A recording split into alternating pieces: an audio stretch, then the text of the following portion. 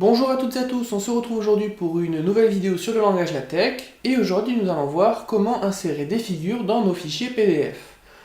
Alors, je vous précise tout de suite qu'il existe plusieurs façons de faire et celle que je vais vous présenter là, eh bien c'est celle que j'utilise tout le temps et elle ne fonctionne que lorsque vous compilez avec PDF LaTeX et non pas avec LaTeX tout court. C'est-à-dire, je vous rappelle ici que vous avez en général l'option dans les éditeurs spécialisés, soit vous passez d'un fichier LaTeX vers un DVI, soit vous passez d'un fichier LaTeX vers un PDF. Le passage d'un LaTeX vers un PDI se fait grâce à la commande LaTeX, et le passage d'un fichier LaTeX vers un fichier PDF se passe par la commande PDF LaTeX. Bien sûr, je vous rappelle que si vous utilisez la première option, vous pouvez ensuite passer de votre fichier PDF, DVI, à votre fichier PDF en rajoutant une étape supplémentaire. En tout cas, moi je préfère la deuxième, et donc j'utilise PDF LaTeX. Donc ce que je vais vous montrer là ne s'appliquera que pour des compilations qui utilisent PDF LaTeX. Alors la première étape va être de rajouter dans le préambule de notre fichier tex un package qui va permettre justement de gérer tout ce qui est graphique. Et ce package, c'est le suivant. Donc on met la commande classique usePackage, et c'est le package graphics.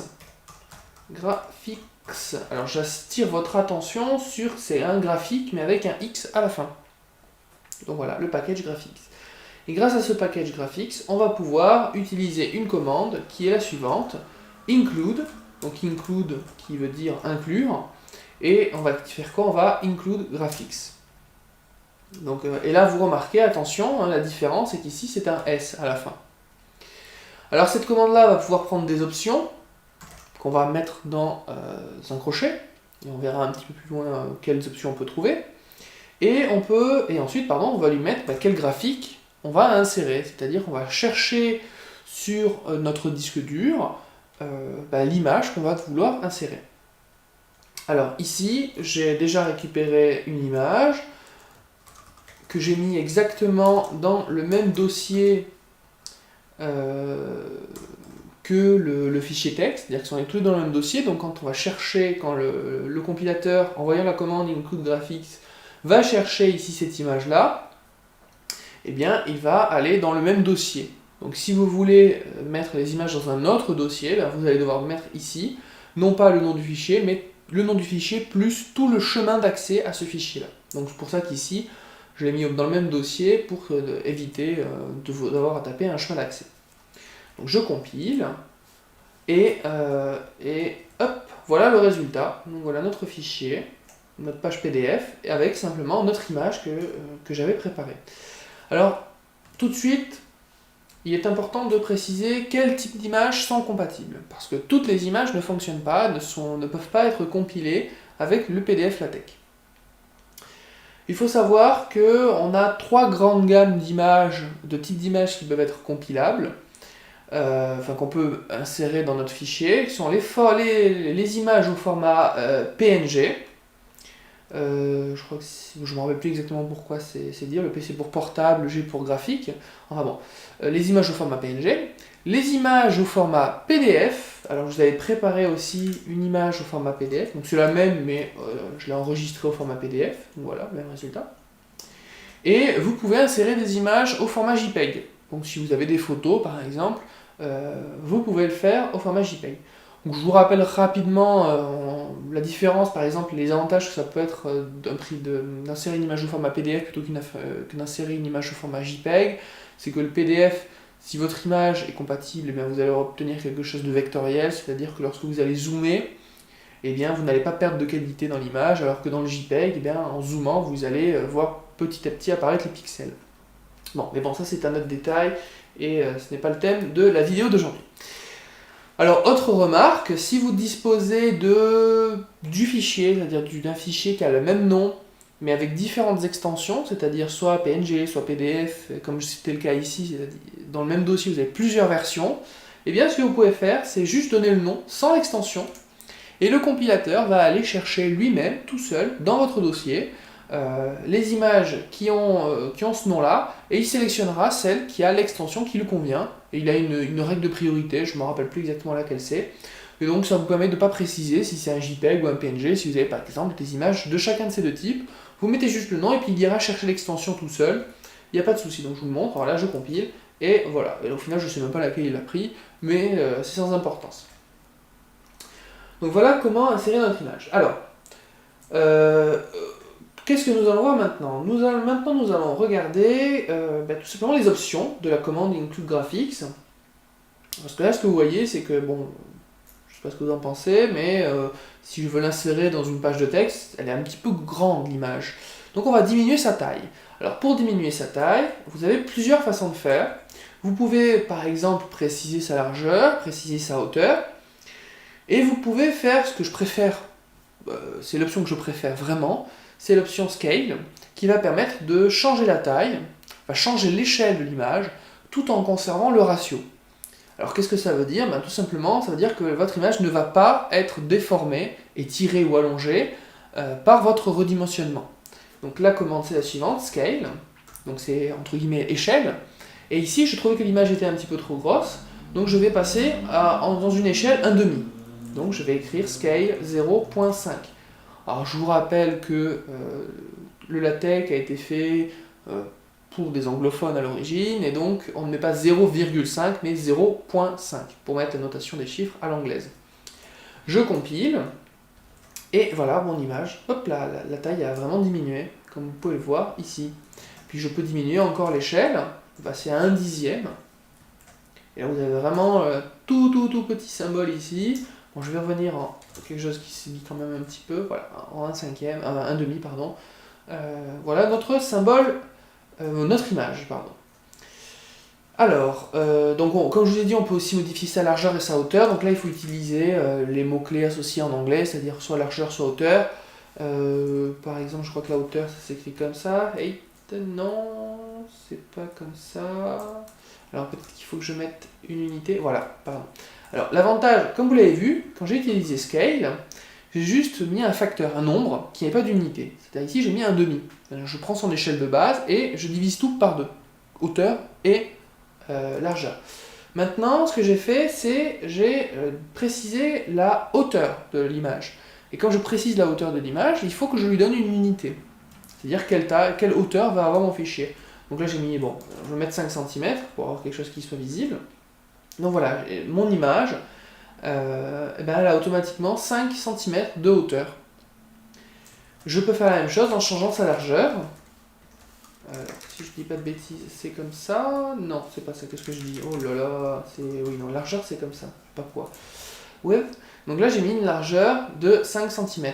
Et on peut bien sûr, si on a envie d'étirer l'image, ce que je déconseille en général parce que le rendu est pas super, mais bon, voilà, je peux mettre deux options, lui donner une certaine hauteur de 2 cm et une certaine largeur de 5 cm. Je compile. Et voilà, mon image, elle a ce que je demande, c'est-à-dire 2 cm de hauteur, 5 cm de largeur. Vous voyez qu'elle a été complètement déformée. Mais bon, si c'est ce que je souhaite faire, voilà, je peux le faire. Remarquez que les options sont séparées par une virgule. Donc je peux mettre plusieurs options comme ça. Bon, je vais revenir sur celle que je préfère, c'est-à-dire qui me permet de gérer hauteur et largeur rapidement en étant sûr de conserver l'échelle de l'image. Voilà. Alors, ensuite, ce que l'on peut remarquer, c'est que notre image, eh bien, comme vous pouvez le voir, elle n'est pas centrée. Alors souvent, moi j'aime bien, c'est centrer mon image par rapport à la page. Donc, ce n'est pas fait par défaut quand on utilise la commande include graphics, donc il faut le faire à la main. Donc par exemple, on peut utiliser l'environnement Begin Center. Donc je vais mettre mon image dans l'environnement Begin Center. Je compile, et voilà, maintenant j'ai mon image qui est centrée par rapport à la page. C'est l'intérêt de l'environnement Begin Center. Alors une autre façon de faire, vu qu'on n'a qu'un seul objet à centrer, et non pas tout un paragraphe avec plein de lignes, c'est au lieu d'utiliser Begin Center and Center, ce que l'on peut faire, c'est utiliser la commande Centering. Donc voilà, on a pareil, c'est centré, et je crois que vu que c'est qu'une seule ligne, si je ne dis pas de bêtises, on peut utiliser plutôt la commande centerline. Et ben non, perdu. Voilà, je me suis trompé, ça arrive, hein. Ça c'est commun de se tromper de commande dans la tech, mais bon, quand on les connaît, on retombe rapidement sur nos pieds. Donc voilà, donc j'ai begin center, et ici j'ai simplement la commande centering. Donc ici c'est sous la forme d'un environnement, ici c'est sous la forme d'une commande, mais ce que vous voyez c'est que le résultat est équivalent. Très bien, alors c'est sur cette remarque que je vais m'arrêter sur la commande include graphics, enfin purement sur la commande include graphics. Et maintenant on va regarder quelque chose qui va en complément de cette commande. Alors tout d'abord je vais, pour qu'on s'y retrouve dans le fichier PDF, mettre un petit peu de commentaires. Voilà la première image. Donc comme toujours, je ne mets pas d'accent pour simplifier le préambule de notre fichier. Voilà la seconde image. Donc je compile. Donc voilà le résultat. Alors ce qu'on peut remarquer aussi au passage, c'est que lorsque j'ai... Alors l'environnement center... Voilà. Alors ce qu'on peut remarquer, avant toute chose, c'est qu'ici... Je vais zoomer un petit peu pour qu'on voit mieux. Donc c'est qu'ici, vous voyez, voilà la première image, elle est là, et voilà la seconde image qui est là, et là, au final, tout est éclaté par rapport à notre fichier texte, c'est-à-dire que ça ne ressemble pas du tout à ce qu'on voulait. Nous, ce qu'on voulait, c'est, voici la première image, puis le texte, voici la deuxième image, puis la deuxième image. Donc là, c'est pas du tout le cas. Alors, ici, ce que je remarque, par exemple, c'est que la ligne de base, ici, qui correspond à voici la seconde image, eh bien, on est sur la même ligne qu'un petit bout du graphique. Donc je pense que le problème vient du fait que pour le compilateur, en réalité ce saut de ligne ici ne correspond pas à un retour à la ligne. Donc il a écrit le texte, puis il a collé l'image juste à côté. Donc si je fais un saut de ligne comme ça, et que je compile, voilà le résultat qu'on obtient. Donc là j'ai résolu le problème. D'où l'intérêt, moi ce que j'aime bien c'est d'utiliser l'environnement begin center, end center, si on a juste, si on est juste dans ce cas-là, parce que comme ça il n'y a pas de souci. Passons. Donc je vous ai dit que j'allais vous parler d'autre chose, et je vais vous parler d'un environnement particulier qui est l'environnement figure. Et dans l'environnement figure, comme vous l'aurez compris, on va mettre des figures, plus précisément ici des dessins ou des images. Alors, comme tout environnement, on commence par le déclarer par un begin figure, et on le termine par un end figure. Je compile, et donc le résultat, eh bien, le voilà. Vous allez me dire que ça n'a strictement rien changé, à un détail près. Alors oui, les figures n'ont pas changé de place, par contre le texte a changé de place. Voici la première image. Eh bien, ce n'est plus situé avant la première image. De lui-même, le compilateur a estimé que cette phrase-là devait être mise après. Pourquoi? Eh bien, tout simplement parce que, comme vous le savez, le LaTeX et le compilateur LaTeX fait un certain nombre de choix esthétiques à votre place, pour éviter que vous perdiez du temps avec ce genre de considération. Donc là, par exemple, les règles de base, c'est que l'image soit au-dessus du texte, dans ce cas précis. Pour lui, il trouve que c'est plus esthétique d'avoir une image tout en haut. Et il a pu faire ce choix esthétique parce que nous avons mis notre image dans l'environnement figure. Si on ne le met pas dans l'environnement figure, il met strictement l'image là où on l'a spécifié dans notre fichier texte. Alors justement, peut-être que c'est très bien l'environnement figure, parce que ça permet au compilateur de bien comprendre que c'est un élément qui va être mobile dans la page, c'est-à-dire que c'est à lui de le placer où c'est le mieux, mais certaines fois on peut être un petit peu déçu du choix du compilateur, comme là par exemple, ça ne me correspond pas du tout. Mettre l'image avant le commentaire, ça n'a aucun sens. Mais on peut forcer, on peut donner des conseils, entre guillemets, ou plutôt des prérogatives au compilateur, lorsqu'il va voir cet environnement figure, en lui précisant ce qu'on souhaiterait avoir, si possible. Et ça se fait via l'utilisation d'arguments optionnels. Ici, on va utiliser donc les crochets pour les arguments optionnels après le begin figure, et on a 4 arguments optionnels.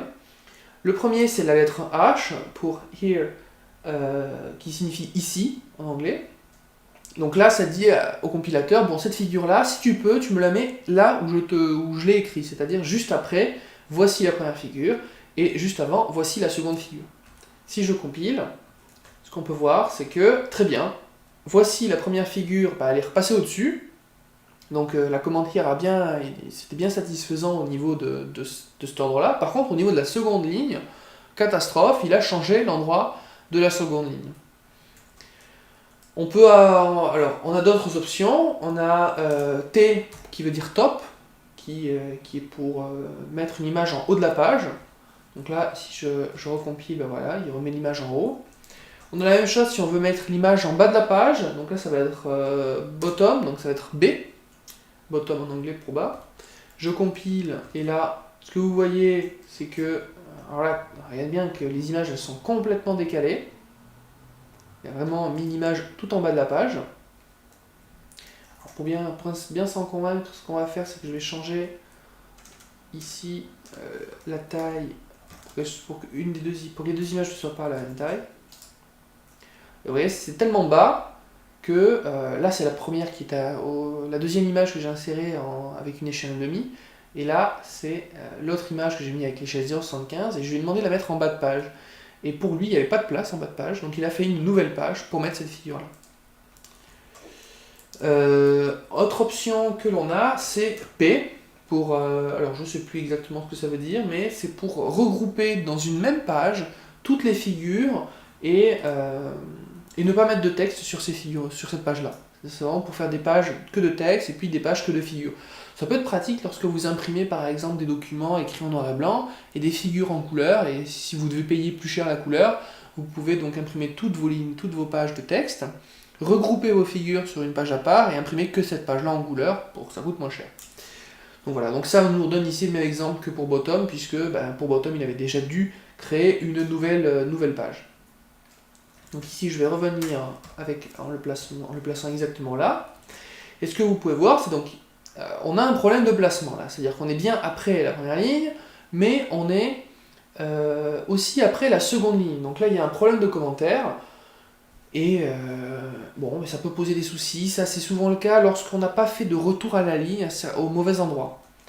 Par exemple là, étant donné que figure est accolée à voici la seconde image, je suppose, c'est pas sûr, hein, mais je suppose qu'il considère que tout doit être attaché, et donc il va changer l'ordre à ce moment-là. Si je mets un saut de ligne, espérons que ça fonctionne. Maintenant que j'ai inséré un saut de ligne, il a décomposé, c'est-à-dire la figure, l'environnement figure et la seconde ligne, et il les a vraiment scindés. Donc maintenant, il a compris qu'il fallait le mettre après ça, mais avant ça. Alors que tout à l'heure, la figure et le texte étaient entre guillemets fusionnés, et donc il a fait ce qu'il voulait pour réorganiser de manière esthétique selon ses critères à lui. Alors je vous accorde que la gestion des figures n'est pas évidente au démarrage, mais comme vous pouvez le voir après un petit peu d'habitude, on sait à peu près rapidement comment modifier les choses et pourquoi est-ce que le compilateur vous donne un résultat plutôt qu'un autre. Alors avant de finir sur les options de figure, je vais vous parler d'une option entre guillemets optionnelle. C'est quelque chose qu'on peut rajouter en plus, c'est vraiment pour insister auprès du compilateur quand on souhaite quelque chose en particulier. Si vous lui dites « je veux mettre l'image ici », c'est un souhait que vous exprimez au compilateur. Vous dire « si possible, mets-moi l'image là ». Mais rien ne dit que le compilateur va vous écouter. Peut-être qu'il y aura d'autres images dans votre document, et pour lui, la mettre là, ce serait affreux. Donc il ne va pas le faire, malgré votre souhait. Et là, ce qu'on peut faire, c'est être un petit peu plus insistant, en lui disant « bon, j'insiste, je veux vraiment que ça soit mis là ». Et comment ça se fait? Comment on dit ça au compilateur? En lui mettant un point d'exclamation devant la lettre. À ce moment-là, on est en train de lui dire « j'ai très très envie que la figure soit là ». Et automatiquement, dans la plupart des cas, il n'y a pas de souci, il fera bien ce qu'on lui demande. Il la mettra bien là. Ah oui, alors j'ai oublié une dernière chose, à savoir que vous pouvez mettre, puisque c'est des souhaits que vous faites auprès du compilateur, vous lui dites je préférerais qu'elle soit là, vous avez le droit de faire plusieurs souhaits, c'est-à-dire en priorité je voudrais qu'elle soit là, et puis si tu trouves que c'est pas joli qu'elle soit là, tu la mets en haut de la page, et si tu veux pas, si vraiment ça te plaît pas, tu peux la mettre en bas de la page, et ainsi de suite. Donc vous pouvez mettre tous les arguments que vous voulez. Là j'ai mis les 4, et il a choisi, là par exemple il a choisi here parce que ça correspondait bien, parce qu'esthétiquement ça ne lui déplaisait pas. Alors, qu'est-ce que j'entends par lui plaire et lui déplaire? Tout simplement parce que vous voyez une page, ça a une certaine taille, bien sûr, et l'image ici, c'est pas comme une ligne de texte, c'est beaucoup plus grand ici. Et si vous avez beaucoup de texte et plusieurs images, eh bien une image par exemple, elle pourrait, à l'endroit où vous la mettez, déborder de la page. Et ça, c'est très très mauvais esthétiquement. Donc qu'est-ce que fait le compilateur? Dans ces cas-là, il crée une nouvelle page et il commence par mettre cette image-là. Mais d'après certains critères qui ont été programmés, par exemple, commencer une page que pour une image, c'est pas forcément joli. Alors peut-être qu'il va déplacer l'image pour la mettre un petit peu avant pour qu'elle soit entourée de texte. Enfin, bon, ça, ce sont toutes des règles de subtilité de la gestion automatique des images. Donc bon, et on joue un petit peu avec en précisant notre liste de souhaits, comme je vous l'ai montré avec les options H, T, B et P. Donc voilà pour la gestion de l'environnement figure. Comment le positionner? Alors, autre chose qu'apporte l'environnement figure, eh bien, c'est quelque chose de très pratique, qui est le titre de la figure. En effet, grâce à cet environnement, nous allons pouvoir rajouter un titre à notre figure. Comment on fait ça? Alors bien sûr, c'est l'environnement figure qui nous permet de faire ça, donc on reste dans l'environnement figure, donc je reste bien entre le begin et le end, et je vais rajouter une ligne, une commande, qui est la commande caption. Et cette commande-là, qui va prendre un argument qu'on va mettre entre accolades, eh bien, va nous donner le titre. Donc ici, voici une image. Je compile, et voilà mon résultat. Ma première image qui est dans mon environnement figure, je peux lui mettre un titre, et ce qui est encore une fois très pratique avec le LaTeX, c'est qu'il a tout de suite repéré que je suis un environnement figure, donc il s'agit d'une figure. C'est la première figure que le compilateur voit, donc il la numérote 1, et ensuite il nous met le titre quand je viens de lui préciser. Donc c'est très très pratique pour se repérer dans un document, hein, quand on met plein de figures. Bien sûr, si j'avais mis une deuxième figure, eh bien, cette fois-ci ce serait la figure numéro 2. Donc voilà, très, très utile le caption. Alors, ce qu'on va faire maintenant, c'est, je vais vous montrer, je pense, la dernière chose intéressante avec les figures, enfin qu'il faut savoir, qui est le référencement grâce aux figures. Alors, vous le savez peut-être, le LaTeX gère de manière automatique le référencement, c'est-à-dire que, par exemple, le compilateur a vu que cette figure c'était la première, il lui a donné le numéro 1. Ce n'est pas moi qui l'ai fait, nulle part, j'ai écrit que c'était la figure numéro 1. Mais lui le sait. Et je peux lui demander de me faire une référence. Si plus tard dans mon texte, je dis allez voir la figure, et là la figure 1 par exemple, ben, je compile, pas de souci, il y aura bien mon texte, allez voir la figure 1. Alors au passage, tiens, petit problème, c'est l'environnement centering que j'ai utilisé pour la deuxième figure qui pose problème car la suite du texte est aussi soumise à cette commande. Donc ce que je vais faire, c'est que je vais l'enlever et puis on va tout simplement faire un copier-coller de l'image, la première image. Voilà, on va mettre une taille un peu plus petite.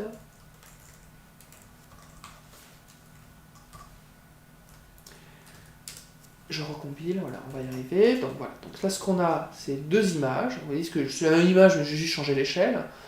Donc la figure 1, figure 2, et là il y a l'expression que je viens d'écrire, allez voir la figure 1. Mais c'est pas très malin parce que, comme vous devez le savoir sur les références, si je change l'ordre des figures, si je mets une figure avant, une figure après, ou que je décide de l'enlever complètement, je peux avoir des problèmes avec le fait d'écrire en dur le numéro de la figure. Ce qu'on doit faire, c'est utiliser les références.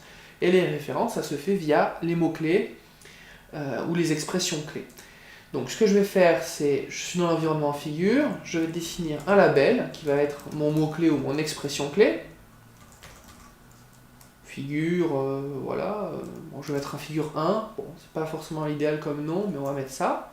Et ensuite, au moment où je veux citer cette figure-là, je vais mettre un ref figure 1, où je réutilise l'expression clé que j'ai utilisée lorsque j'ai défini mon label. Et là, normalement, on va avoir un petit souci. Alors, comme toujours avec les références, il faut compiler deux fois, pour qu'au premier passage, le compilateur fasse la liste des références, et au deuxième passage, justement, donne les références. Et là, ce que vous pouvez voir, c'est que il n'y a pas de référence. Allez voir la figure, rien du tout. Tout simplement parce que là, le label est mal placé. Si on met le label ici, l'environnement figure de base n'est pas numéroté. Le numéro est apparu lorsqu'on a qu'on a ajouté le titre, lorsqu'on a mis le caption à la figure. Donc le label, on va pas le mettre là, mais on va le mettre, par exemple, lorsqu'on appelle la commande caption. Et là, par contre, il n'y a pas de souci, je compile 2 fois. Et là, vous voyez, ici, allez voir la figure 1. La figure 1 qui était ici.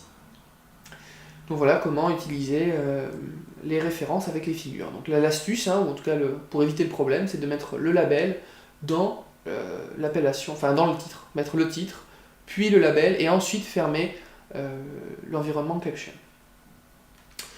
Voilà, je pense avoir fait le tour sur l'insertion de figures en utilisant la commande PDF LaTeX, qui, je vous le rappelle, insère principalement 3 types de figures, les PNG, les PDF ou les JPEG. Et il est important de préciser que pour utiliser la commande include graphics avec un S, vous devez utiliser le package graphique avec un X à la fin. Voilà, je vous remercie de m'avoir écouté jusqu'à maintenant, et puis on se retrouve peut-être pour une nouvelle vidéo.